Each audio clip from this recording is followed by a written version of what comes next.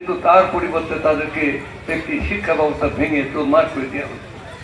এখানে সংস্কৃতি নষ্ট করে দেওয়া হয়েছে যে এই রাইফেলের সামনে বুক পেতে দিয়ে নিরস্ত্র ছাত্রছাত্রীরা এবং সাথে জনতা নেমে আসলো।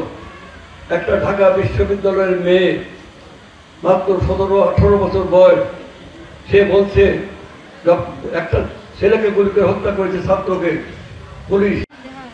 এই সরকারের সিদ্ধান্ত সাথে সাথে যখন সরকার আস্তে আস্তে এই গণহত্যা শুরু করলো, আমার এই নির্বাচনী এলাকার ভিতরে ওইদিকে মধুমতি নদী, এইদিকে নবগঙ্গা নদী যেটা চিত্রা হয়ে গেল ওইদিকে। তাই আজকে আমি আপনাদের সামনে অল্প কয়েকটা কথা বলব। সেটা হচ্ছে এই যে আগামী সংসদ নির্বাচন আমি প্রার্থী হয়েছি। আমি তো মন্ত্রী ছিলাম, আমি তো এমপি ছিলাম, আমি তো আমার তো পরিবারের কোনো সমস্যা নাই। আমি জীবনে একটা সুই কারো কাছে নিয়ে নেই।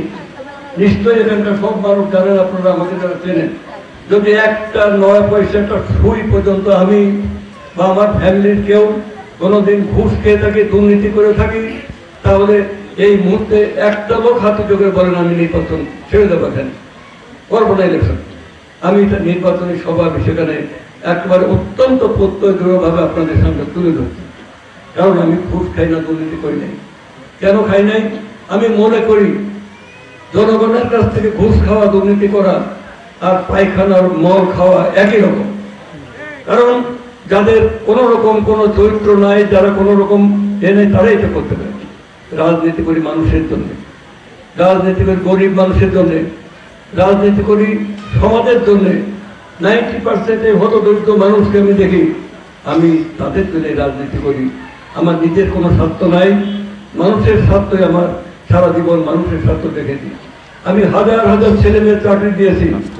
আমি এমন কোনো স্কুল নাই, কলেজ নাই, মন্দির নাই, মসজিদ নাই যেখানে আমার কোনো ওই সময়কার আমি যখন মন্ত্রী ছিলাম, আমি কোথাও একটা বিল্ডিং করে দিয়েছি, কোথাও একটা ওয়ার্কের ঘর করে দিয়েছি, কোথাও আমি 220টা মসজিদ করেছি। আমি প্রায় 150-এর উপর মন্দির করেছি। কারণ হিন্দুদের সংখ্যা কম, মন্দির তার সমান পালে তা হবে না, এই মন্দির মসজিদ করেছি। কিন্তু ওটাই আমার তৃপ্তি।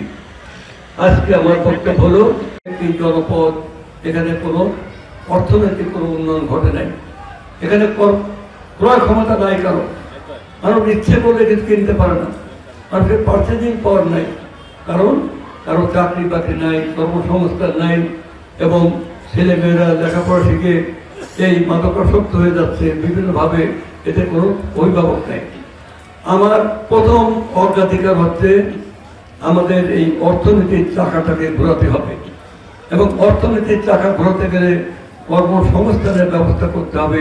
কর্মসংস্থানের ব্যবস্থা কিভাবে করা যায় সেই স্বপ্ন নিয়ে আমি কাজ করছি।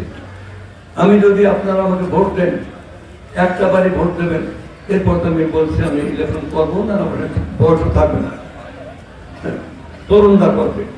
একবার যদি আমি আপনারা আমাকে ইয়ে করেন, জীবনে বহু ঠকেছেন, জীবন ভরে ঠকে গেছেন।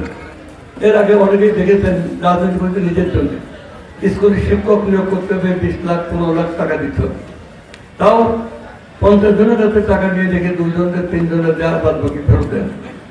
এখানে দেখছেন একটা নাইট গার্ড তৈরি করতে গিয়ে সেখানে 10 লাখ 15 লাখ 20 লাখ ভোট দিতে হবে, নাইট গার্ড।